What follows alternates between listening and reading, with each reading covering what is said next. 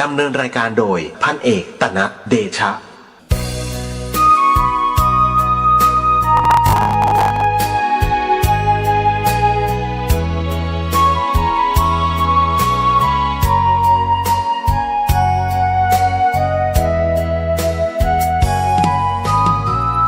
วัดเป็นบุญเขตวิเศษสถา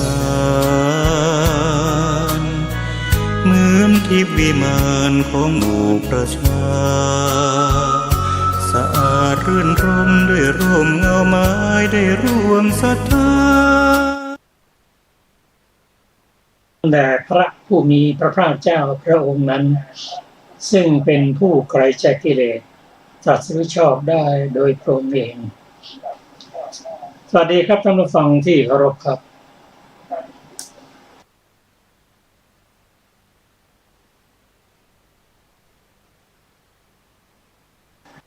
ท่านผู้ฟังเรา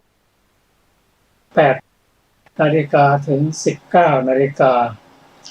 ดำเนินรายการโดยกับผมพันเอกธนัทเดชะมีอาจารย์สุรภาเดชะเป็นผู้ร่วมรายการวันนี้เราได้นำพระไตรปิฎกฉบับมมร.เล่มที่18มาศึกษากันโดยเฉพาะพระสูตรที่ชื่อว่าจุลสีหนาสูตรเป็นพระสูตรที่มีเนื้อหาสาระมากมายโดยเฉพาะเรื่องเกี่ยวกับปฏิจจสมุปบาทและเหตุผลแสดงถึงเรื่องกรรมด้วยพระสูตรนี้ พระองค์ประทับอยู่ที่พระวิหารเชตวันอารามของท่านอนาถบิณฑิกเศรษฐีนาทีนั้นพระผู้เป็นเจ้าตรัสเรียกภิกษุทั้งหลายภิกษุเหล่านั้นได้ทูลรับสนองพระพุทธพจน์แล้วพระองค์ตรัสอย่างนี้กับเนื่องจากเราได้ศึกษาพระสูตรนี้ติดต่อกันมาหลายครั้งก็วันนี้ก็เป็นวันที่จะสรุปรายละเอียดเกี่ยวกับพระสูตรนี้ว่ามีส่วนไหนบ้างที่เราควรจะสนใจเป็นพิเศษ พระองค์ตรัสว่าภิกษุทั้งหลายเธอจงบรรลือสีหนาเธอบรรลือในความถูกต้องไม่มีภัยก็ขอให้ประกาศด้วยความภูมิใจถ้ามีใครมาถามว่าทำไมจะต้องเคารพพระพุทธศาสนานับถือพุทธศาสนาเราจะนำส่วนนี้มาปฏิบัติแล้วก็สามารถที่จะกล่าวบอกว่าเรามีความภูมิใจที่ได้มีพระพุทธศาสนาเป็นที่พึ่งที่อาศัยเพราะอะไรเพราะว่าพุทธศาสนานี้เป็นศาสนาที่มีอริยบุคคล4คือพระโสดาบันพระสกทาคามีพระอนาคามีและพระอรหันต์มีในศาสนาพุทธเท่านั้นศาสนาอื่นว่างเปล่าจากพระสมณะปัจจุบันนี้ก็ยังเช่นเดียวกันเหตุที่เกิดขึ้นที่ให้พระองค์ที่ให้ภิกษุสงฆ์บรรลือสีหนาฏนั้นเพราะว่าอะไรเพราะว่าในสมัยโน้นลัทธินอกศาสนา ได้มีความข้องใจไต่ถามว่าเพราะอะไรที่ชาวพุทธในสมัยนั้นจึงมีอะไรเป็นความมั่นใจมีอะไรเป็นกำลังของพวกท่านและพวกท่านพิจารณาเห็นในตนอย่างไรจึงได้กล่าวว่าศาสนานี้มีสำนักที่หนึ่งที่สองที่สามที่สี่ที่อื่นไม่มีอันนี้ก็เป็น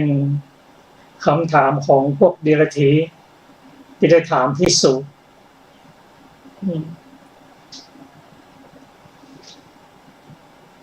ซึ่งเรื่องนี้เกิดขึ้นเพราะลาภสักการะเมื่อพระพุทธเจ้าอุบัติขึ้นมาลาภสักการะก็นำมาสู่พุทธศาสนามากพวกเดรัจฉีก็ลาภสักการะก็ลดลงไปยังได้คร่ำครวญเองว่าทำไมมันแตกต่างกันอย่าง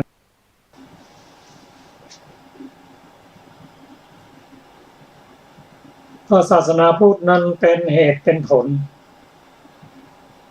ที่ลาภสักการะเป็นจำนวนมากที่มหาชนนำมาบูชาพระพุทธเจ้าและพระสงฆ์ของพระองค์เรื่องนี้ในพระสูตรนี้ได้กล่าวถึงธรรมทายาทสูตรว่าในสมัยที่พระองค์ยังเป็นโพธิสัตว์นั้นได้บำเพ็ญบารมี30 ทัศมาตลอด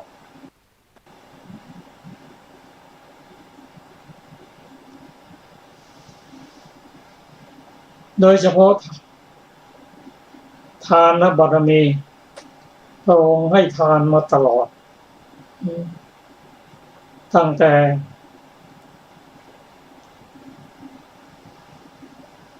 สมัยพุทธเจ้าทรงพระนามปฐีปังกรได้รับพยากรณ์ว่า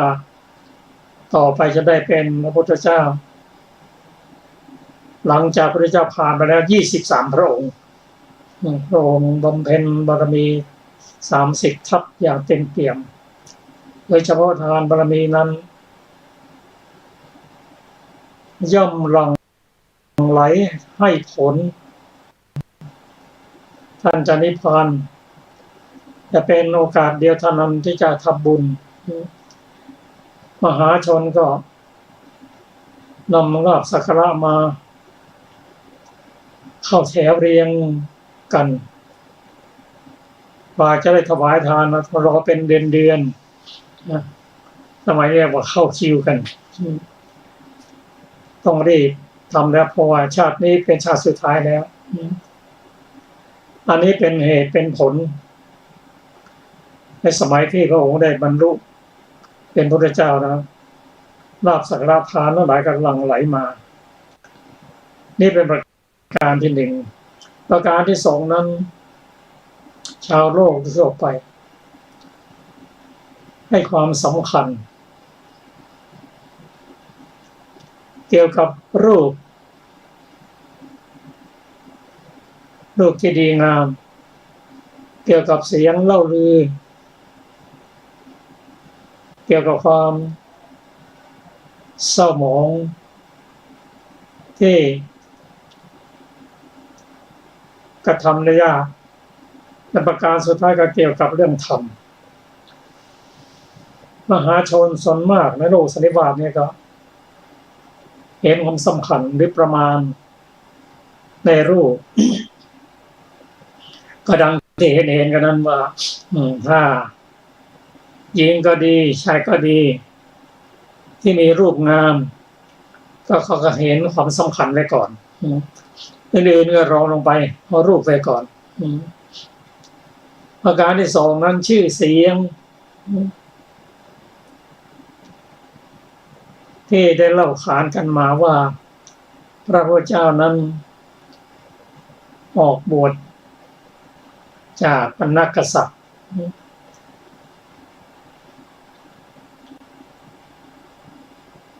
และประพฤติอย่างเคร่งครัดจนใช้เวลาตั้ง6 ปีจึงได้เสียงของพระองค์นั้นดังที่เราได้สวดกันมาในบทอิติปิโสนั้นก็ปัจจุบันนี้ก็เราก็เห็นความสำคัญกับชื่อเสียงเช่นจะมีการบรรยายต่างๆถ้าเห็นว่าพวกนั้นผู้บรรยายนั้นมีปริยาต่อท้ายมากมายคนก็สนใจมากขึ้นอันนี้เป็นการประมาณในเสียงประมาณในความเศร้าหมองนั้นในสมัยพระองค์นั้นมหาชนเห็นว่าพระพุทธเจ้านั้นถ้าไม่เสด็จออกบวชเป็นกษัตริย์ความเศร้าหมองอย่างนี้ก็จะไม่เกิดขึ้นไม่ว่าจะเป็นเสื้อผ้าอาภรณ์กล่าวกันว่าพระองค์ก็จะใช้ผ้ามาจากแคว้นกาสีเท่านั้นเป็นผ้าที่ละเอียด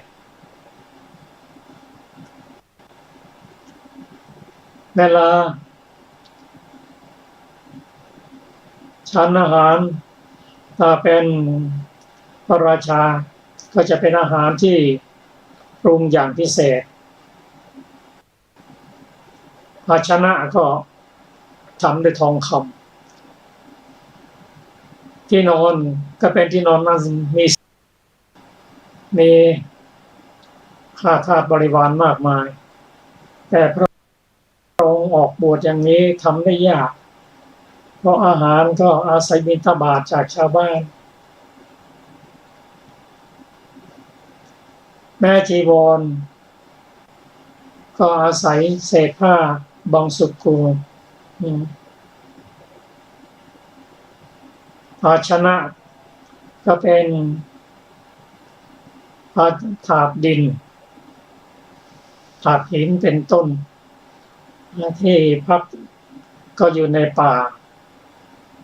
ประทับนอนบนแผ่นกระดานสิ่งเหล่านี้เป็นสิ่งที่มหาชนเห็นความสำคัญมากว่าพระองค์ทำได้อย่างไรทำได้ยากก็เกิดศรัทธาประการสุดท้ายนั่นก็คือธรรมะที่พระองค์แสดงแม้พระองค์ก็ประกอบด้วยศีลที่บริสุทธิ์สมาธิและปัญญาการแสดงธรรมก็เป็นธรรมที่ให้พ้นออกจากทุกข์จริงทั้งหมดทั้งสิ้นนี้ก็ทำให้มหาชนนั้นเกิดความเลื่อมใสศรัทธาหันมาอุทิศหันมา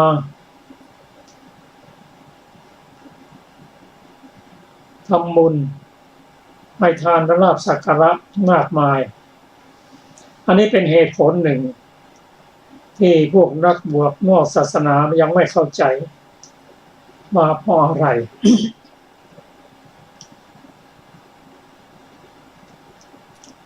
ก็ถามว่าเพราะอะไร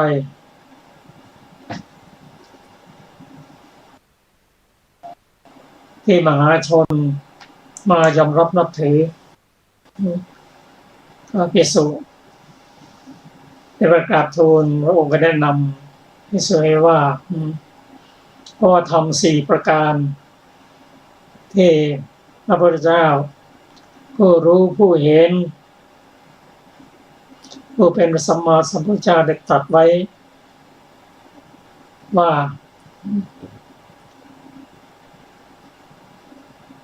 มีความศรัทธา ในพระพุทธเจ้าซึ่งเป็นบรมศาสดามีความศรัทธาเลื่อมใสในพระพุทธเจ้าได้ศึกษาดูแล้วมีความเลื่อมใสในพระธรรมคำสอนที่พระองค์ได้ตรัสสอนไว้มีความเลื่อมใสศรัทธาสำหรับผู้ที่ประพฤติปฏิบัติและเกิดมรรคเกิดผลคือพระสงฆ์นี่เป็นประการที่3ประการที่4นั้นก็มีภิกษุภิกษุณีอุบาสกอุบาสิกาปฏิบัติธรรมร่วมกันเกิดความสามัคคีกันอันนี้เป็นเหตุผล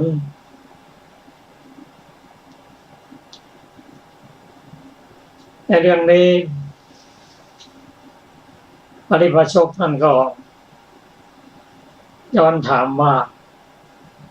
พวกเราก็มีศาสดาเหมือนกันมีศีลเหมือนกันมีผู้ปฏิบัติเหมือนกันและมีผู้ร่วมปฏิบัติธรรมที่เป็นที่ยินดีร่วมกันมี4อย่างเหมือนกันแล้วมันแตกต่างกันอย่างไร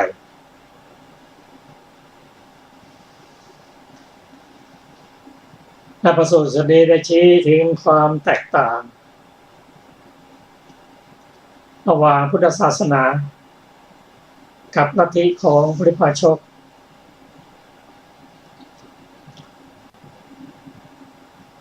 ข้อแตกต่างนั้นความสำเร็จในพุทธศาสนามีความสำเร็จอย่างเดียวคือความเป็นพระอรหันตบุคคลส่วนลัทธิอื่นนั้นมีจุดมุ่งหมายความสำเร็จหลายอย่าง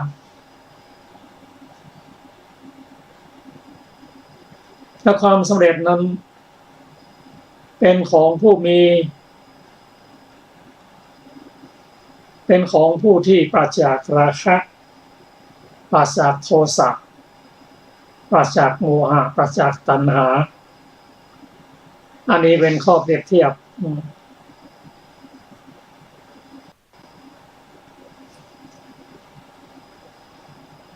พระองค์ยังแสดงเกี่ยวกับทิฏฐิและอุปทานให้ภิกษุได้ศึกษากันว่าทิฏฐิ2อย่างคือภวทิฏฐิและวิภวทิฏฐิคือความเห็นว่าเที่ยงและความเห็นว่าศูนย์ซึ่ง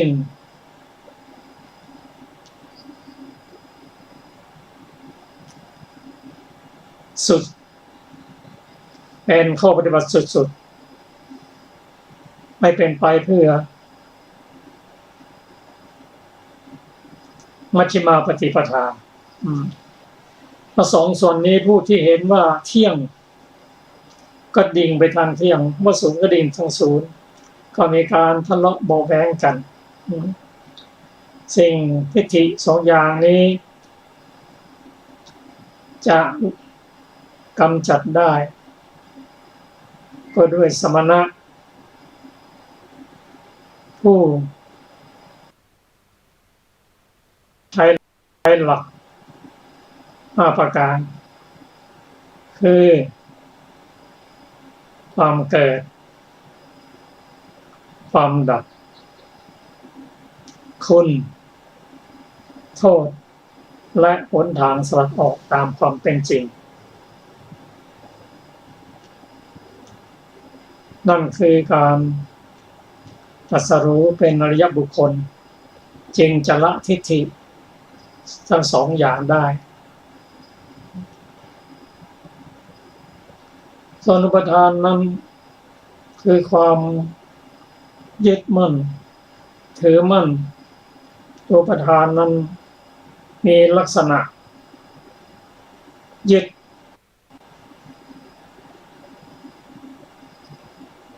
เป็นลักษณะมีการยึดมั่นเป็นลักษณะมีการไม่ยอมปล่อยเป็นกิจ มีโลภะทิฏฐิที่มีกำลังประกอบอยู่อุปทานที่ว่านี้จะละได้ก็ต้องศึกษาว่าอะไรเป็นเหตุเป็นผลพระองค์ตรัสว่าอุปทานนั้นก็ต้องมีเหตุมีปัจจัยนั่นก็คือตัณหาเป็นปัจจัยแก่อุปทานแล้วตัณหานั้นก็มีปัจจัยให้เกิดขึ้นคือเวทนาเวทนาก็มีปัจจัยนี่คือผัสสะผัสสะก็มีปัจจัยคือสลายตนะสลายตนะก็มีปัจจัยคือนามรูปนามรูปก็มีปัจจัยคือวิญญาณวิญญาณก็มีปัจจัยคือสังขารสังขารก็มีปัจจัยคืออวิชชาลงตรัสว่าเอสุผู้เป็นอริยบุคคลนั้นท่านกำจัดอวิชชาเมื่ออวิชชาดับวิชาก็เกิดขึ้นเมื่อวิชาเกิดขึ้นแล้วอุปทานต่างๆอุปทานทั้งสี่นั้นก็ไม่สามารถที่ก็จะดับไปอันนี้เป็นความสำคัญในส่วนของพระสูตรนี้ส่วนรายละเอียดนั้นเราก็ได้ศึกษาในหวังต่อขอเชิญอาจารย์สุรภาได้นำส่วนที่จะต้องศึกษาในวันนี้เชิญนะครับสวัสดีค่ะท่านผู้ฟังทุกท่านอัตถกถาที่ยัง มีอยู่นะคะบทว่าธัมเมปัสสาโทความว่าความเลื่อมใสในธรรมในศาสนาที่เป็นเครื่องนำออกจากทุกข์อันเป็นอันไปแล้วโดยชอบความเลื่อมใสนั้นย่อมให้สมบัติแม้แก่ดิรัจฉานทั้งหลายที่ถือนิมิตในสักว่าเสียงฟังอยู่เนื้อความนี้พึงทราบด้วยอำนาจแห่งเรื่องของมันทูกะเทวบุตรเป็นต้นบทว่าสีเลสุปริปูรการิตาความว่าแม้ความกระทำให้บริบูรณ์ในศีลในศาสนาที่เป็นเครื่องนำออกจากทุกข์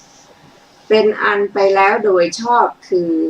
ย่อมนำมาซึ่งสวรรค์สมบัติและโมฆะสมบัติในที่นั้นพึงแสดงเรื่องทั้งหลายมีเรื่องฉัตตมานวกะและเรื่องสามเณรเป็นต้นบทว่าสหธรรมิเกสุความว่าแม้ความเป็นที่รักและน่าพอใจในหมู่สหธรรมิกในศาสนาที่เป็นเครื่องนำออกจากทุกข์เป็นอันไปแล้วโดยชอบคือย่อมนำมาซึ่งมหาสมบัติเนื้อความนี้พึงแสดงด้วยเรื่องวิมานเปรตทั้งหลายก็ท่านได้กล่าวคำนั้นว่าเราได้ให้น้ำนมแก่ภิกษุผู้เที่ยวบิณฑบาตเราให้น้ำอ้อยและอื่นๆลำอ้อยมะพร้าวแตงฟักทองวันลิปักกะหัตถปตากะกำผักข้าวเม่าเผือกกำสะเดาน้ำส้มขนมทอดประคตเอวผ้าอังสะผ้าสำหรับทำความเพียรการพูดพัดใบตาลโมรหัสร่มรองเท้าขนมก้อนขนมเครื่องปลูกแก่ภิกษุผู้เที่ยวบิณฑบาตท่านจงดูวิมานผู้มีวรรณะน่าใคร่ดังนี้คำว่าตังกิจสเหตุเป็นต้นพึงทราบประกอบโดยแนวแห่งนัยยะที่กล่าวแล้วเถิดบัดนี้พระผู้มีพระภาคเจ้าเพื่อทรงแสดงปัจจัยแห่งอุปทานทั้งหลายที่เดรัจฉีทั้งหลายไม่บัญญัติความรอบรู้โดยชอบตถาคตทรงบัญญัติจึงตรัสว่าทั้งหลายมีนิทานเป็นต้นในบททั้งหลายมีว่ากิงนิทานาเป็นต้นในบทนั้นทั้งหมดเทียวเป็นไวยพจน์ของการจริงอยู่ การย่อมมอบให้ซึ่งผลเหมือนส่งให้ว่าเอาเถอะท่านทั้งหลายจงถือเอาผลนั้นเพราะนิทานนั้นย่อมเกิดตั้งขึ้นผลิตออกจากการนั้นเพราะฉะนั้นจึงเรียกว่าสมุทัยชาติปะภวะก็เนื้อความแห่งบทในที่นี้ดังนี้อะไรเป็นต้นเหตุแห่งอุปาทานเหล่านั้นเพราะฉะนั้นอุปาทานเหล่านั้นมีอะไรเป็นต้นเหตุอะไรเป็นเหตุเกิดแห่งอุปาทานเหล่านั้นเพราะฉะนั้นอุปาทานเหล่านั้นมีอะไรเป็นเหตุเกิดอะไรเป็นกำเนิดของอุปาทานเหล่านั้นเพราะฉะนั้นอุปาทานเหล่านั้นมีอะไรเป็นกำเนิดอะไรเป็นแดนเกิดของอุปาทานเหล่านั้นเพราะฉะนั้นอุปาทานเหล่านั้นมีอะไรเป็นแดนเกิดก็เพราะตัณหาเป็นต้นเหตุเป็นเหตุเกิดเป็นกำเนิดและเป็นแดนเกิดของอุปาทานเหล่านั้นโดยเนื้อความตามที่กล่าวแล้วเพราะฉะนั้นจึงตรัสว่ามีตัณหาเป็นต้นเหตุดังนี้เป็นต้นพึงทราบเนื้อความในบททั้งปวงอย่างนี้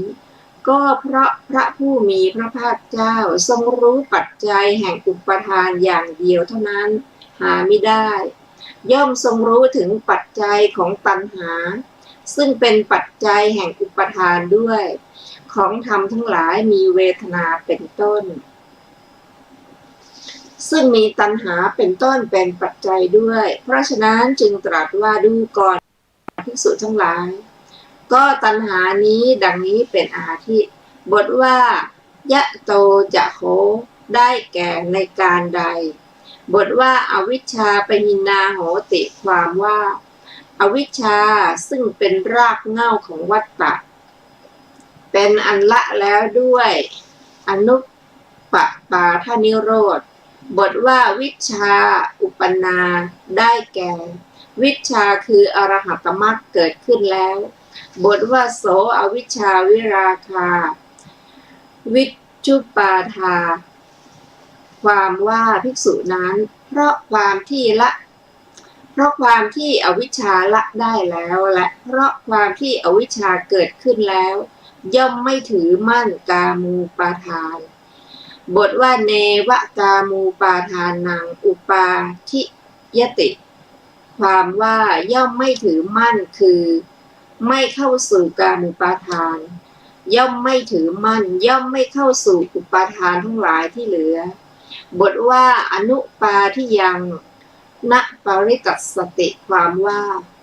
เมื่อไม่ถือมั่นอุปาทานไรๆอย่างนี้เชื่อว่าไม่สะดุ้งด้วยความสะดุ้งคือตัณหาบทว่าอปริตัสสังได้แก่เมื่อไม่สะดุ้งคือไม่ยังตัณหาให้เกิดขึ้นบทว่าปัจจัตตังเยวะปรินิพพายติความว่าย่อมปรินิพพานด้วยการดับกิเลสเฉพาะตนนั่นเทียวดังนี้พระผู้มีพระภาคเจ้าครั้นทรงแสดงความสิ้นไปแห่งอาสวะแก่ภิกษุนั้นอย่างนี้แล้วบัดนี้เมื่อจะทรงแสดงปัจจเวคขณะญาณแก่ภิกษุผู้มีอาสวะสิ้นแล้วจึงตรัสว่าชาติสิ้นแล้วดังนี้เป็นต้นบทที่เหลือมีเนื้อความดังกล่าวแล้วแลจบอรรถกถาจุลสีหนาถสูตรที่หนึ่งต่อไปจะเป็นสูตรมหาสีหนาถสูตรข้าพเจ้าได้สดับมาอย่างนี้สมัยหนึ่งพระผู้มีพระภาคเจ้าประทับอยู่ณราวป่าด้านตะวันตกนอกพระนครเขตพระนครเวสาลีก็โดยสมัยนั้นแลสุนัขขัตตลิชวีบุตรเป็นผู้หลีกไปแล้วจากธรรมวินัยนี้ไม่นานได้กล่าววาจาในบริษัทณเมืองเวสาลีอย่างนี้ว่าธรรมอันยิ่งของมนุษย์ที่เป็นญาณทัศนะอันวิเศษพอแก่ความเป็นอริยะของสมณะโคดมไม่มีแห่งธรรมที่ประมวลด้วยความตรึกที่ตรัสได้เองแต่ธรรมที่พระองค์ทรงแสดงเพื่อประโยชน์อะไร ธรรมนั้นย่อมดิ่งไปเพื่อความสิ้นทุกข์โดยชอบแห่งบุคคลผู้ทำตามครั้งนั้นแลท่านพระสารีบุตรเวลาเช้านุ่งแล้วถือบาตรและจีวรเข้าไปในเมืองเวสาลีเพื่อบิณฑบาตได้สดับข่าวว่าสุนัขขตะลิชวีบุตรได้กล่าววาจาในบริษัทณเมืองเวสาลีอย่างนี้ว่าธรรมอันยิ่งของมนุษย์ที่เป็นญาณทัศนะอันวิเศษพอแก่ความเป็นอริยะของพระสมณโคดมไม่มีพระสมณโคดมทรงแสดงธรรมที่ประมวลมาด้วยความตรึกที่ไตร่ตรองด้วยการค้นคิดแจ่มแจ้งได้เองแต่ธรรมที่พระองค์ทรงแสดงเพื่อประโยชน์ใดธรรมนั้นย่อมดิ่งไปเพื่อความสิ้นทุกข์โดยชอบแห่งบุคคลผู้ทำตามลำดับนั้นท่านพระสารีบุตรเที่ยวไปในเมืองเวสาลีเพื่อบิณฑบาตแล้วกลับจากบิณฑบาตในเวลาปัจฉาภะจึงเข้าไปเฝ้าพระผู้มีพระภาคเจ้าถึงที่ประทับถวายอภิวาทแล้วนั่งณที่ควรส่วนข้างหนึ่งครั้นแล้วได้กราบทูลพระผู้มีพระภาคเจ้าว่าข้าแต่พระองค์ผู้เจริญสุนัขขตลิชวีบุตรเป็นผู้หลีกไปแล้วจากธรรมวินัยนี้ไม่นานได้กล่าววาจาในบริษัทณเมืองเวสาลีว่าธรรมอันยิ่งของมนุษย์ที่เป็นญาณทัศนะอันวิเศษพอแก่ความเป็นอริยะของพระสมณโคดมไม่มี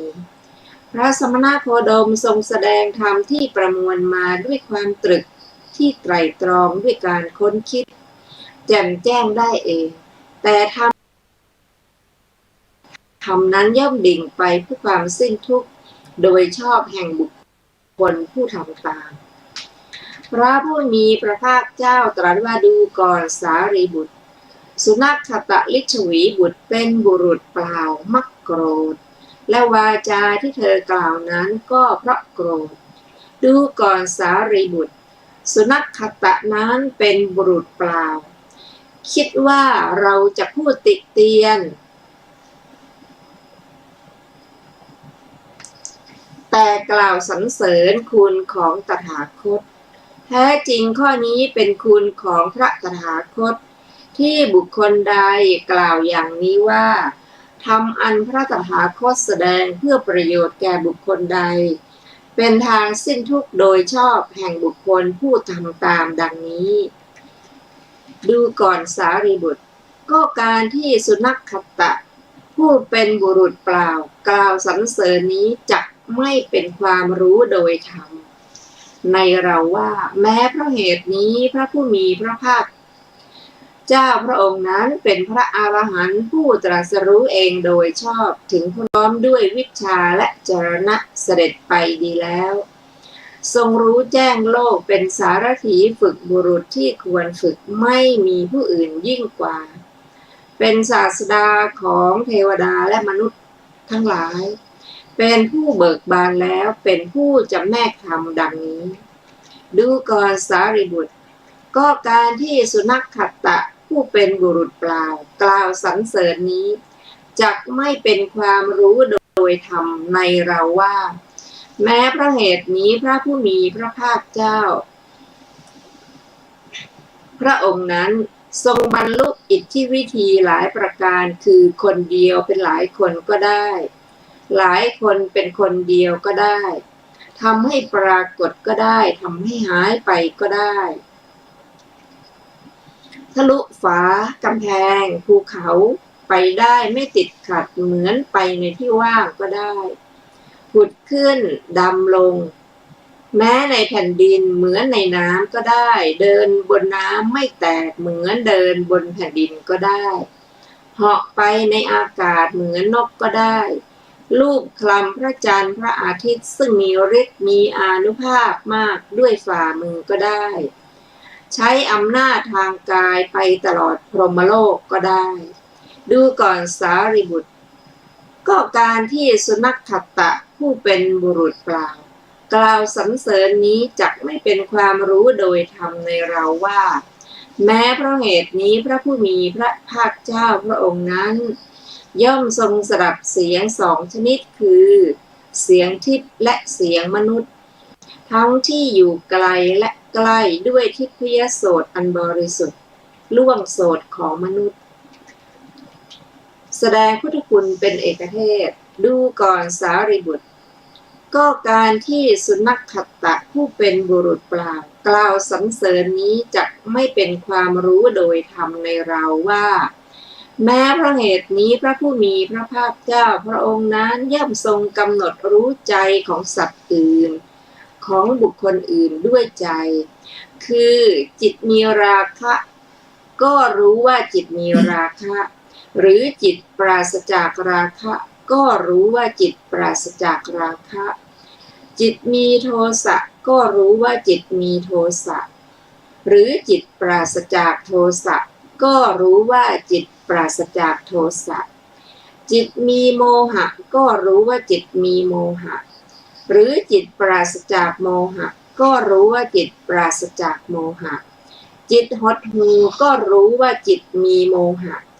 หรือจิตปราศจากโมหะก็รู้ว่าจิตปราศจากโมหะก็รู้ว่าจิตเป็นมหรคตหรือจิตไม่เป็นมหรคตก็รู้ว่าจิตไม่เป็นมหรคตจิตมีจิตอื่นยิ่งกว่าก็รู้ว่าจิตมีจิตอื่นยิ่งกว่าหรือจิตไม่มีจิตอื่นยิ่งกว่าก็รู้ว่าจิตไม่มีจิตอื่นยิ่งกว่าจิตเป็นสมาธิก็รู้ว่าจิตเป็นสมาธิหรือจิตไม่เป็นสมาธิ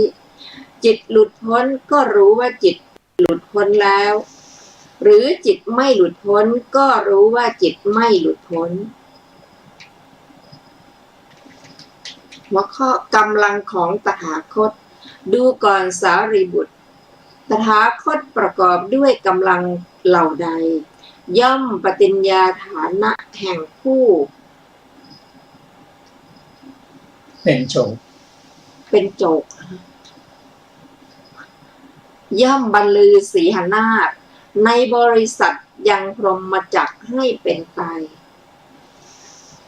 กำลังเหล่านั้นของตถาคต10ประการเหล่านี้แล10ประการเป็นไฉนดูก่อนสารีบุตรตถาคตย่อมรู้ฐานะในโลกนี้โดยเป็นฐานะและรู้เหตุมิใช่ฐานะโดยเป็นเหตุมิใช่ฐานะตามความเป็นจริงดูก่อนสารีบุตรข้อที่ตถาคตรู้ฐานะโดยเป็นฐานะและรู้เหตุมิใช่ฐานะโดยเป็นเหตุมิใช่ฐานะตามความเป็นจริงนี้เป็นกำลังของตถาคตประการหนึ่งซึ่งตถาคตอาศัยแล้วปฏิญาณฐานะแห่งผู้เป็นโจกบรรลือสีหนาฏในบริษัทยังพรหมโลกพรหมจักรให้เป็นไปดูก่อนสารีบุตรอีกประการหนึ่งตถาคตย่อมรู้วิบากของกรรมสมทานที่เป็นอดีตอนาคตและปัจจุบันโดยฐานะโดยเหตุตามความเป็นจริงดูก่อนสารีบุตรข้อที่ตถาคตรู้วิบากของกรรมสมทานที่เป็นอดีต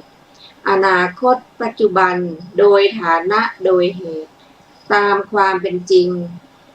นี้เป็นกำลังของตถาคตประการหนึ่งซึ่งตถาคตอาศัยแล้ว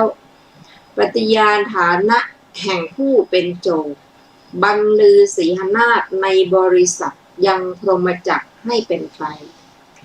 ดูก่อนสารีบุตรอีกประการหนึ่งตถาคตย่อมรู้ชัดซึ่งปฏิปทาอันจะยังสัตว์ให้ไปสู่ภูมิทั้งปวงตามความเป็นจริงดูก่อนสารีบุตรข้อที่ตถาคตรู้ชัดซึ่งปฏิปทาอันจะยังสัตว์ให้ไปสู่ภูมิทั้งปวงตามความเป็นจริงนี้เป็นกำลังของตถาคตประการหนึ่งซึ่งตถาคตอาศัยแล้วปฏิญาณฐานะแห่งผู้เป็นโจกบรรลือสีหนาฏในบริษัทยังพรหมจักรให้เป็นไปดูก่อนสารีบุตร อีกประการหนึ่งตถาคตย่อมรู้ชัดซึ่งโลกมีธาตุมิใช่อย่างเดียวและมีธาตุต่างๆตามความเป็นจริงดูก่อนสารีบุตรข้อที่ตถาคตรู้ชัดซึ่งโลกมีธาตุมิใช่อย่างเดียวและมีธาตุต่างๆตามความเป็นจริงนี้เป็นกำลังของตถาคตประการหนึ่งซึ่งตถาคตอาศัยแล้วปฏิญาณฐานะแห่งผู้เป็นโจทก์บรรลือสีหนาฏในบริษัทยังพรหมจักรให้เป็นไปดูก่อนสารีบุตรอีกประการหนึ่งตถาคตย่อมรู้ชัดซึ่งความที่สัตว์มีอธิมุตติต่างๆกันดูก่อนสารีบุตรข้อที่ตถาคตรู้ชัดซึ่งความที่สัตว์มีอธิมุตติต่างๆกันตามความเป็นจริงนี้เป็นกำลังของตถาคตประการหนึ่งซึ่งตถาคตอาศัยแล้วปฏิญาณฐานะแห่งผู้เป็นโจทก์บรรลือสีหนาฏในบริษัทยังพรหมจักรให้เป็นไปดูก่อนสารีบุตรอีกประการหนึ่งตถาคตย่อมรู้ชัดซึ่งมีอินทรีย์หย่อนและยิ่งตามความเป็นจริงดูก่อนสารีบุตรข้อที่ตถาคตรู้ชัดความที่สัตว์และบุคคลทั้งหลายอื่นมีอินทรีย์หย่อนและยิ่งตามความเป็นจริงเป็นกำลังของตถาคตประการหนึ่งซึ่งตถาคตอาศัยแล้วปฏิญาณฐานะแห่งผู้เป็นโจทก์บรรลือสีหนาฏในบริษัทยังพรหมจักรให้เป็นไปดูก่อนสารีบุตรอีกประการหนึ่งตถาคตย่อมรู้ชัดซึ่งความเศร้าหมองความผ่องแผ้วและความออกจากฌานวิโมกข์สมาธิและสมาบัติทั้งหลายตามความเป็นจริงดูก่อนสารีบุตรข้อที่ตถาคตรู้ชัดซึ่งความเศร้าหมองความผ่องแผ้วและความออกจากฌานวิโมกข์สมาธิและสมาบัติทั้งหลายตามความเป็นจริงนี้เป็นกำลังของตถาคตประการหนึ่งซึ่งตถาคตอาศัยแล้วปฏิญาณฐานะแห่งผู้เป็นโจทก์บรรลือสีหนาฏในบริษัทยังพรหมจักรให้เป็นไปดูก่อนสารีบุตรตถาคตย่อมระลึกถึงชาติก่อนได้เป็นอันมากคือระลึกได้ชาติหนึ่งบ้าง2 ชาติบ้าง3 ชาติบ้าง4 ชาติบ้าง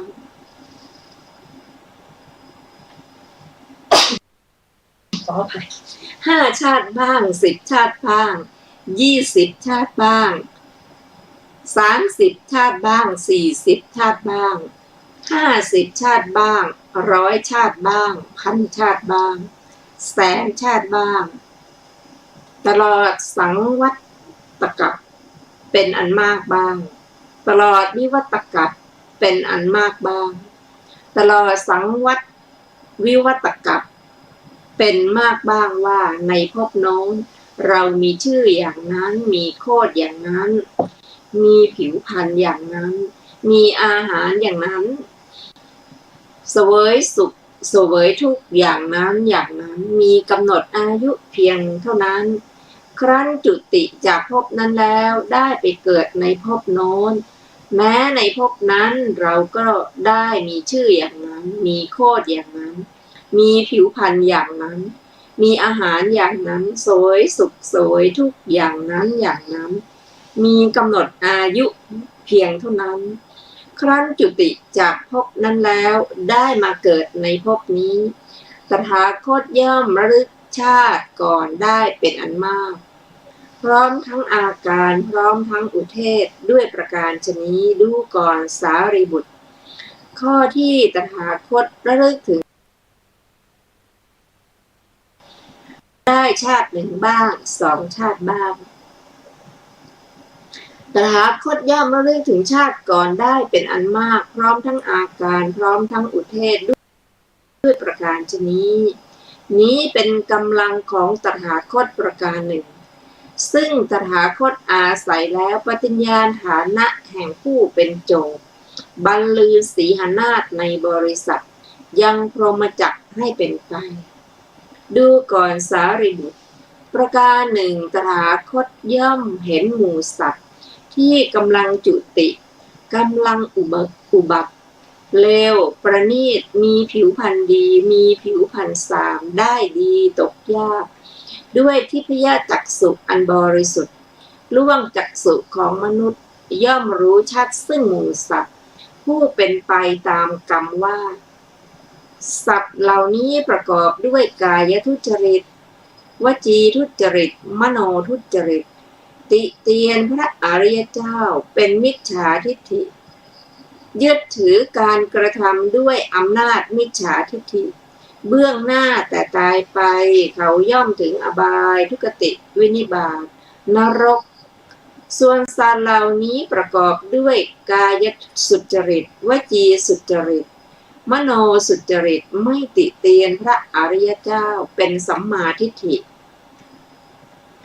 ยึดถือการกระทำด้วยอำนาจสัมมาทิฏฐิเบื้องหน้าแต่ตายไปเขาย่อม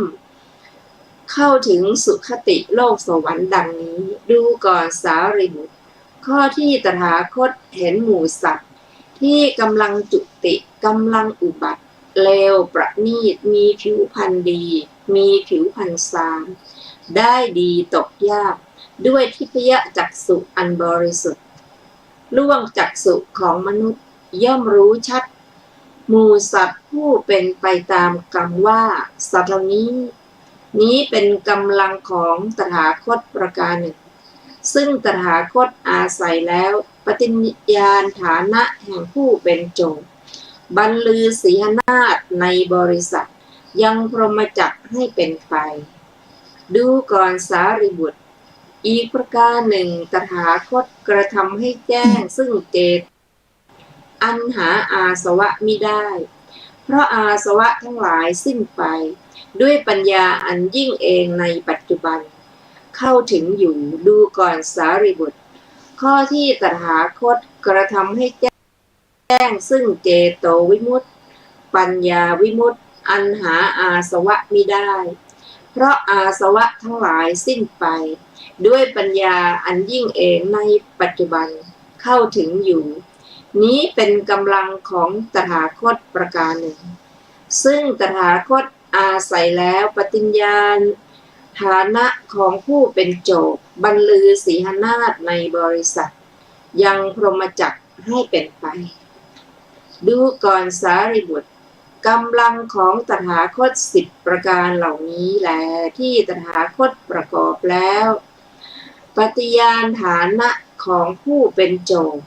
บรรลือสีหนาฏในบริษัทยังพรหมจักรให้เป็นไป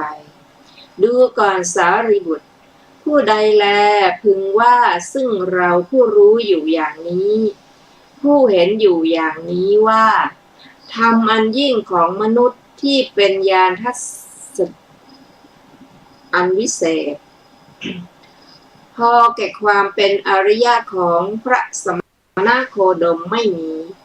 พระสมณโคดมทรงแสดงธรรมที่ประมวลมาด้วยความตรึกที่ไตร่ตรองด้วยการค้นคิดแจ่มแจ้งได้เองดูก่อนสารีบุตรผู้นั้นไม่ละวาจานั้นเสียไม่ละความคิดนั้นเสียไม่สละคืนทิฏฐินั้นเสียก็เที่ยงแท้ที่จะตกนรกดูก่อนสารีบุตรเปรียบเหมือนภิกษุผู้ถึงพร้อมด้วยศีลถึงพร้อมด้วยสมาธิถึงพร้อมด้วยปัญญาพึงกระยิมอรหัตผลในปัจจุบันทีเดียวฉันใดดูก่อนสารีบุตรเรากล่าวข้ออุปมานี้ก็ฉันนั้นผู้นั้นไม่ละวาจานั้นเสียไม่ละความคิดนั้นเสียไม่สละคืนทิฏฐินั้นเสียก็เที่ยงแท้ที่จะเวสารัชธรรมสี่ดูก่อนสารีบุตรตถาคตประกอบด้วยเวสารัชธรรมคือความแกล้วกล้าเหล่าใดจึงปฏิญญาณฐานะของผู้เป็นโจทย์ บรรลือสีหนาฏในบริษัทยังพรหมจักรให้เป็นไปเวสารัชธรรมของตถาคตเหล่านี้มี4 ประการ4 ประการเป็นไฉนดูก่อนสารีบุตรเราไม่เห็นเหตุนี้ว่าสมณะพราหมณ์เทวดามารพรหมหรือใครๆในโลกที่รักทักท้วงเราด้วยสหธรรมในข้อว่าท่านปฏิญญาณตนว่าเป็นพระสัมมาสัมพุทธะธรรมเหล่านี้ท่านยังไม่ได้ตรัสรู้แล้วดังนี้ดูก่อนสารีบุตรเมื่อไม่เห็นเหตุนี้เราก็เป็นผู้ถึงความปลอดภัยถึงความไม่มีภัยถึงความเป็นผู้แกล้วกล้าอยู่ดูก่อนสารีบุตรเราไม่เห็นเหตุนี้ว่าสมณะพราหมณ์เทวดามารพรหมหรือใครๆในโลกที่จักทักท้วงเราโดยสหธรรมในข้อว่าท่านปฏิญาณตนเป็นพระขีณาสพอาสวะเหล่านี้ของท่านยังไม่สิ้นไปแล้วดังนี้ดูก่อนสารีบุตรเมื่อไม่เห็นเหตุนี้เราก็เป็นผู้ถึงความปลอดภัยถึงความไม่มีภัยถึงความเป็นผู้แกล้วกล้าอยู่ดูก่อนสารีบุตรเราไม่เห็นเหตุนี้ว่าสมณะพราหมณ์เทวดามารพรหมหรือใครๆในโลกที่จักทักท้วงเราโดยสหธรรมในข้อว่าท่านกล่าวธรรมเหล่าใดว่าทำอันตรายธรรมเหล่านั้นไม่อาจทำอันตรายแก่ผู้ส่องเสพได้จริงดังนี้ดูก่อนสารีบุตรเมื่อไม่เห็นเหตุนี้เราก็เป็นผู้ถึงความปลอดภัยถึงความไม่มีภัยถึงความเป็นผู้แกล้วกล้าอยู่ดูก่อนสารีบุตรเราไม่เห็นเหตุนี้ว่าสมณพราหมณ์เทวดามารพรหมหรือใครๆในโลกที่จักทักท้วงเราโดยสหธรรมในข้อว่าท่านแสดงธรรมเพื่อประโยชน์อย่างใดประโยชน์อย่างนั้นไม่เป็นทางสิ้นทุกข์โดยชอบแห่งคนผู้ทำตามดังนี้บุตรเมื่อไม่เห็นเหตุนี้เราก็เป็นผู้ถึงความปลอดภัยถึงความไม่มีภัยถึงความเป็นผู้แกล้วกล้าอยู่ดูก่อนสารีบุตรตถาคตประกอบด้วยเวสารัชธรรมเหล่าใดจึงปฏิญญาณฐานะของผู้เป็นโจทก์บรรลือสีหนาฏในบริษัทยังพรหมจักรให้เป็นไปเวสารัชธรรมของตถาคต4 ประการเหล่านี้ดูก่อนสารีบุตรผู้ใดแลพึงว่าซึ่งเราผู้รู้อยู่อย่างนี้ว่าผู้เห็นอยู่อย่างนี้ว่าธรรมอันยิ่งของมนุษย์วิเศษพอแก่ความเป็นอริยะของพระสมณโคดมไม่มีพระสมณโคดมทรงแสดงธรรมที่ประมวลด้วยความตรึกที่ไตร่ตรองด้วยการค้นคิดแจ่มแจ้งได้เองดูก่อนสารีบุตรผู้นั้นไม่ละวาจานั้นเสียไม่ละความคิดนั้นเสียไม่สละคืนทิฏฐินั้นเสียที่ก็เที่ยงแท้ที่จะตกนรกดูก่อนสารีบุตรเปรียบเหมือนภิกษุถึงพร้อมด้วยศีลถึงพร้อมด้วยสมาธิถึงพร้อมด้วยปัญญาพึงกระยิมอรหัตผลในปัจจุบันทีเดียวฉันใดดูก่อนสารีบุตรเรากล่าวข้ออุปมานี้ก็ฉันนั้นผู้นั้นไม่ละวาจานั้นเสียไม่ละความคิดนั้นเสียไม่สละคืนทิฏฐินั้นเสียก็เที่ยงแท้ที่จะตกนรกท่านผู้ฟังที่เคารพครับพระสูตรที่ท่านได้รับฟังอยู่นี้เป็นพระสูตรที่พระองค์ทรงบรรลือ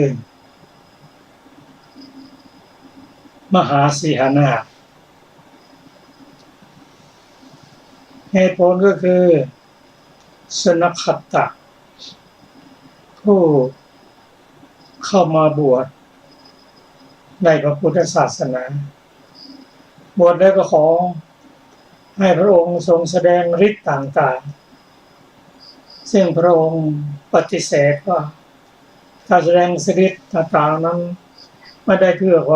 เป็นไปเพื่อความพ้นทุกข์แต่เขาก็ไม่ยอมในที่สุดก็ได้กราบทูลว่าถ้าพระองค์ไม่แสดงอิทธิฤทธิ์ต่างๆปาฏิหาริย์ต่างๆก็จะไม่ขออยู่บำเพ็ญสมณธรรมในศาสนาของพระองค์ซึ่งพระองค์ตรัสว่าสุนัขขตะเราบอกแก่เธอหรือว่าเธอเข้ามาบวชแล้วเราจะได้แสดงปาฏิหาริย์ต่างๆเปล่าหรือว่า